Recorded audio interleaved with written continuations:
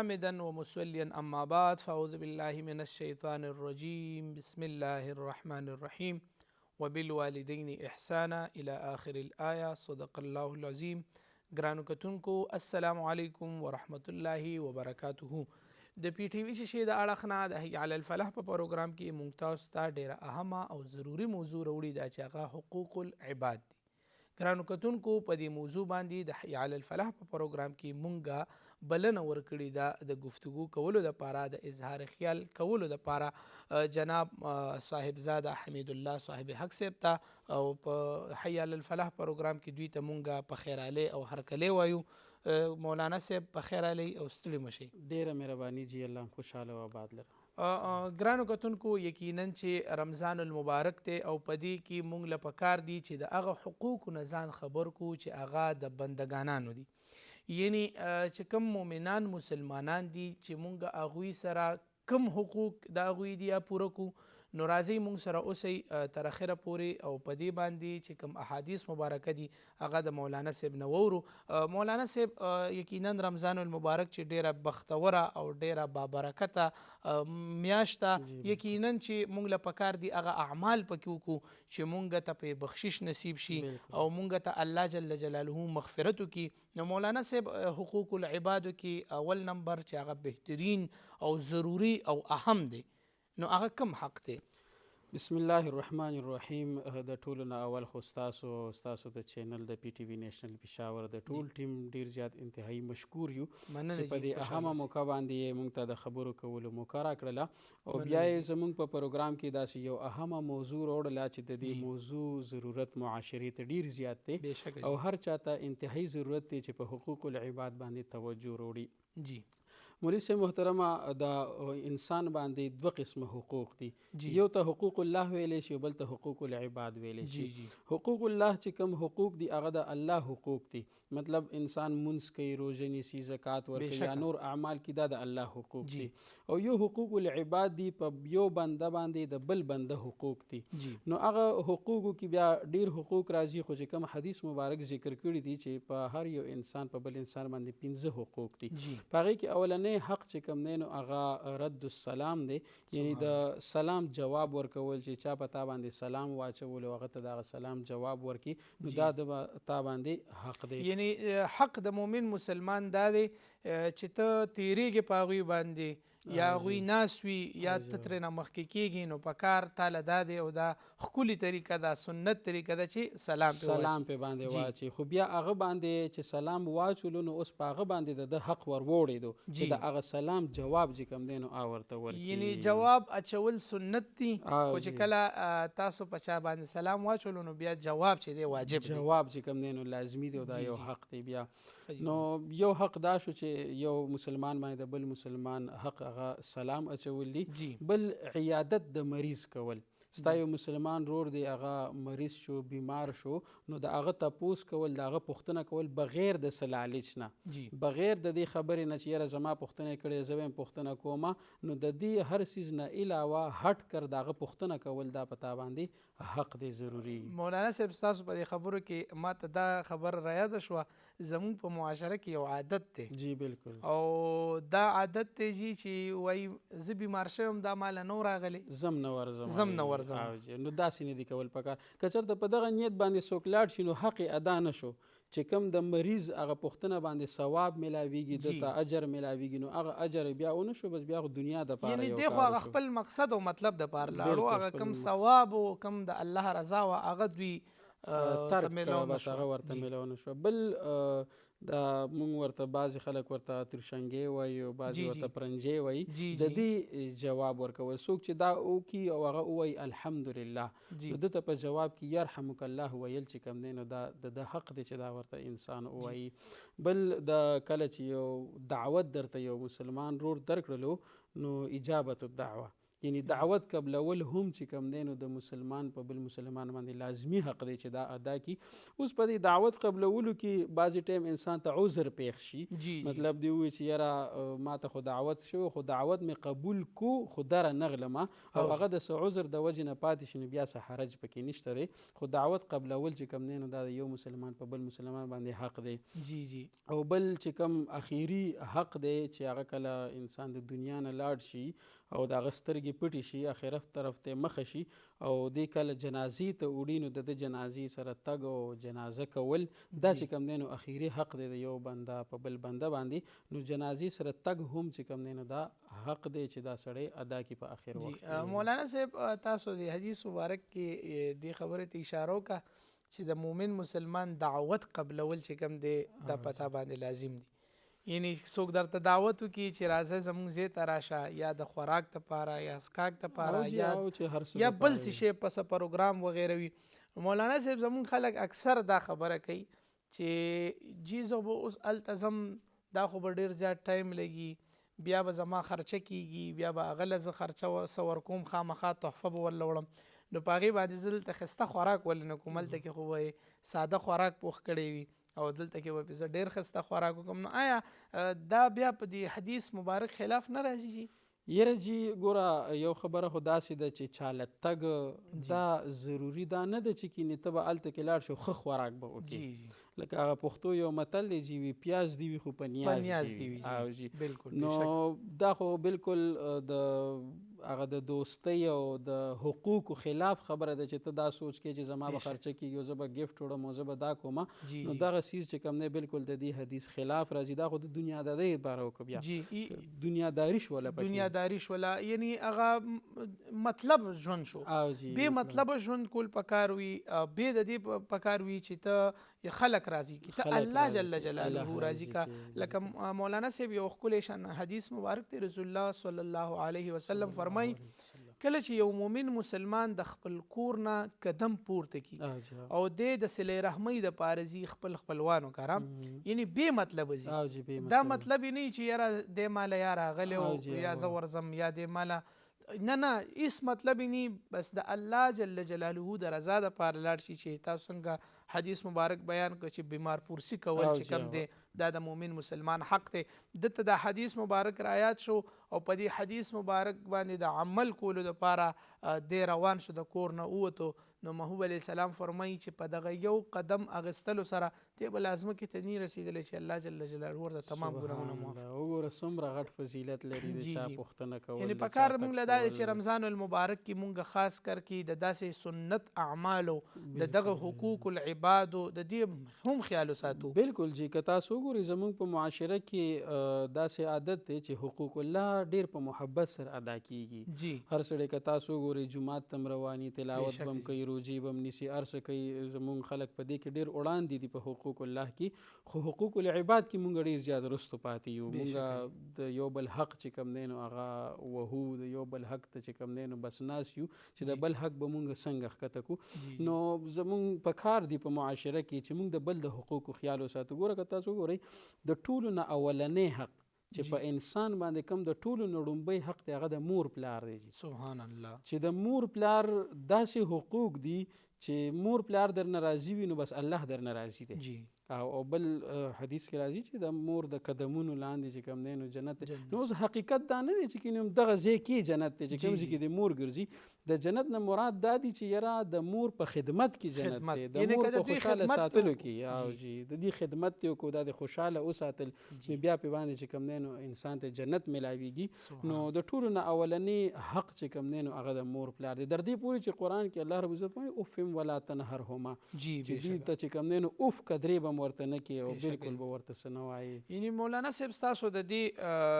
خبرې ته اشاره کولو مطلب دا دی چې یوازې داسې نه ده او تاسو ډېره ښکلې خبره وکړه چې زموږ اکثر دا خلک په د معاشره کې نو حقوق الله طرف ته زور کوي خو هغه حقوق العباد ترې نه وروسته پاتې دي. یعنی په کار موږ له دا ده چې موږ د دې حقوق الله سره چې اوس په موږ باندې رمضان المبارک فرض دی دا ښه په خوشحالۍ سره کوو خو لیکن دې کې موږ د دې خیال نه ساتو د چا والدین وي هغه بیل وي. یعنی کور کې افراد ډیر زیات شي نو بیا دوی بیل شي بچي خامخا بیل شي مجبوري شي جی او بیا چې کوم دی دغه مور او پلار چې دی دا یو بچي سره دی بل سره نی نو دی نه وایي چې یاره زما د مور او پلار ما سره ولی نه دي بس دا د هغوی خوښه ده او یا الله جل جلاله د اړخ نه بس تقدیر کې د دوی حصه دغه بل بچي سره وه کوم سره چې دوی نو په کار دله هم دا دی چې دی د مور او پلار ته خرچه ورکوي د مور او پلار عزت لري د مور او پلار کې لږ ورله یو سی دا بهترینه خبره چې یاره موږ نن داسې سپوخ کړی دی تاسو ته مو چې کوم دی نو مخې ته کېښودلو دا هم بهترینه طریقه ده. جی مولانا صاحب حقوق العباد کې چې کوم دی حقوق خو ډیر زیات دي یو پکې د والدینو شو د والدینو سره چې کوم دی مرسته کول د والدینو خدمت کول د والدینو عزت احترام لرل د هغوی د کپړو د هغوی د خرچې د هغوی د صحت خیال ساتل دا خو په مونږ باندې که چېرته مونږ دې ته هم نه ګورو چې شریعت د اړخ نه په مونږ لازم دي بغیر د دې نه هم چې ته ترې نه پیدا شوې او د ستا د پیدایش ذریعه ده په تا چې کومې خوشحالۍ نه راځي د هغې ذریعه ده دوی نو یقینا چې دا کم درجې دی ته را رسولې نو هغه هم د دې خبرې حق لري چې یاره د دوی خدمت احترام وکړي. خو مولانا صاحب بل داسې په حقوق العبادو کې د دې ګاونډي یا نور داسې کوم حقوق راځي نو تاسو هغې باندې لږ رڼا واچوئ. جی بالکل یو خو په رشتهدارۍ کې حقوق دي د رشتهدارانو خو د هر چا په تا باندې حق دی بېشکه خو بل چې کوم ګاونډي دی ستا د کور سره په خوا کې کور دی د هغه په تا باندې هم پرپور حق دی او که بل ستا یو ګاونډي دی او هغه د رشته دار هم دی نو په ده په دا باندې دوه حقونه دي سبحان الله یو یې در باندې د رشته دارۍ حق رالو او بل یې در باندې د ګاونډیتوب حق رالو د هغه به ډبل خیال ساتي او مونږ څه کوو چې کوم هم رشته دار ګاونډي نو د هغه خو بیا مونږ بیخي خیال نه ساتو مړه بس داسې معاملې ورسره خرابې ساتو که نه نو په کار د چې کوم رشته دار مونږ سره په ګاونډ کې پروت وي چې د هغه مونږ ډبل خیال وساتو یو د رشته دارۍ او یو د ګاونډیتوب او که نه یو کس زمونږ رشته دار نه یو صرف ګاونډي وي نو هغه هم چې کوم دی نو خیال ساتل پکار دي ځکه حدیث مبارک کې راځي چې نبی اسلام به فرمایله چې تاسو کله سالن پخوئ دا ترکاري او په دې کې تاسو دا خوروا چې کوم دی نو لږه زیاته کوئ او هغه صرف د دې دپاره چې که تاسو یو ګاونډي ستاسو غریب دی نو هغه کره یو کاسه ولیږه او هغې کره چې کوم دی نو هغه کوم ماشومان یا هغې په خپلې که وس داسې نه لري چې هغه وخوري بل بیا خو د رمضان میاشت ده نو په دې کې خامخا پکار ده چې موږ د خپل ګاونډي خیال وساتو د محله دار خیال وساتو د رشته دار خیال وساتو په ټول چارپیرچل کې چې کوم دی نو موږ نظر واچو چرته کې کم یو کس غریب وي کمزوری وي وس یې نه چې هغه ته موږ د خپل وس مطابق ضروري نه ده چې ته دې چا کره چرګ یوسو چا کره ښه خوراک یوسه چې څه ته خوري هغه ورله یوسه په هغې باندې به هم الله جل جلاله درته ډېر زیات اجر درکوي نو په کار ده چې موږ د حقوق العبادو ډېر زیات خیال وساتو ځکه یو حدیث مبارک کې راځي چې د قیامت په ورځ باندې به 3 قسمه رجسټر د انسان چې کوم دی نو هغه کولاویږي او په هغې کې به یو دا شانتي وي چې د هغې معافي به بالکل نه وي هغه به نه معاف کېږي چې هغه شرک دی شرک کبیر چې کوم دی هغه چې د چا کړی وي نو د هغه معافي به بالکل نه وي هغه ورته نه الله جل جلاله سره عبادت کې څوک شریک ګڼلی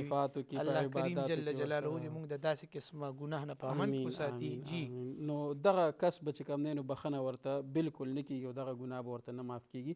دویم نمبر هغه چې حقوق الله دي دویم نمبر به رجسټر داسې د انسان کولو شي چې په هغې کې به صرف حقوق الله وي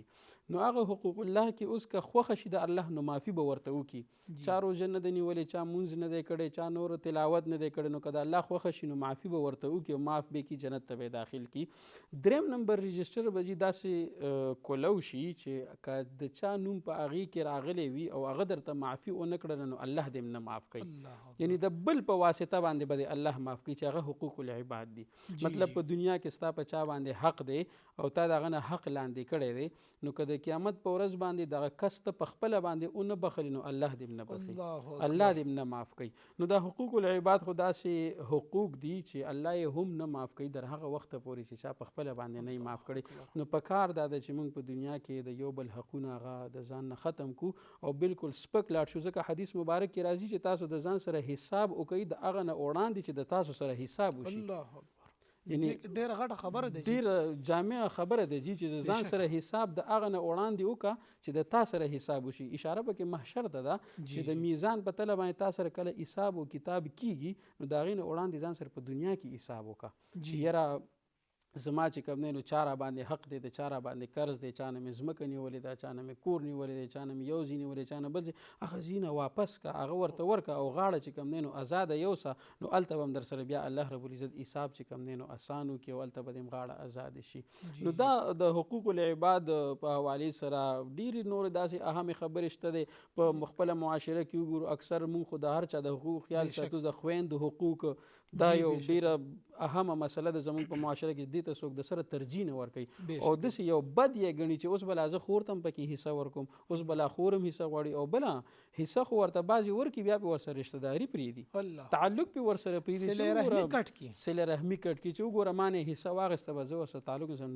نو ګوره دا خور ته حق شریعت ورکړی دی، مونږ پکې څوک یو بل پکې څوک دی چې هغه به د خور حصه چې کوم دی نو ځان ته کې هغه به وایي چې نه زه ورله نه ورکوم. دا حق الله جل جلاله دا الله شریعت ورکړی دی. بالکل. نو پکار ده چې مونږ هم ورته بیا په خپل ټایم باندې ورکو، خو چې حق ورکو نو بیا به ورسره تعلق نه ختمو، چې کم عزت کم احترام کم محبت د هغې نه مخکې خور سره کولو پکار ده چې د دې نه بعد هم بیا مونږ خور سره احترام وکړو. لا يدخل الجنة قاطع الرحم. جی بالکل. چې څوک کټ کوي، تعلق کټ کوي یا صله رحمي نه کوي نو هغه بالکل جنت ته به نه داخلي. مولانا صاحب تاسو یو خبره وکړله چې دا حقوق العباد د بندګانانو کوم حقوق دي نو چې دوی ته معافي نه کړي، الله جل جلاله وایي چې دا خو د هغه حق زما حق خو نه،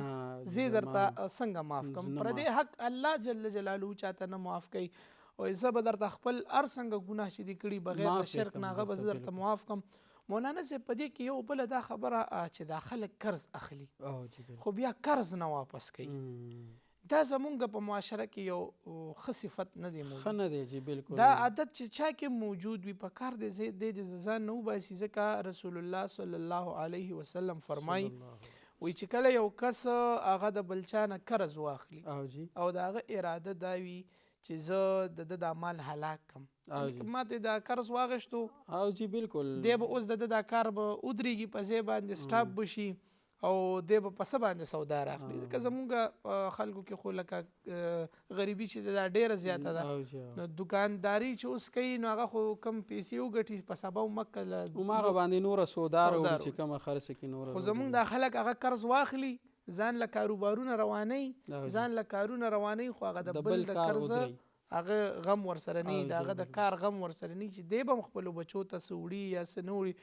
یقینا اکثر خلک په دې رمضان المبارک کې وي زما کار نشته دی، بس لاړ شي دکاندار نه قرض را واخله ځکه روژه ده، هغه دکاندار هم پې زړه خوږ کړي، هغه هم ورله سودا ورکړي،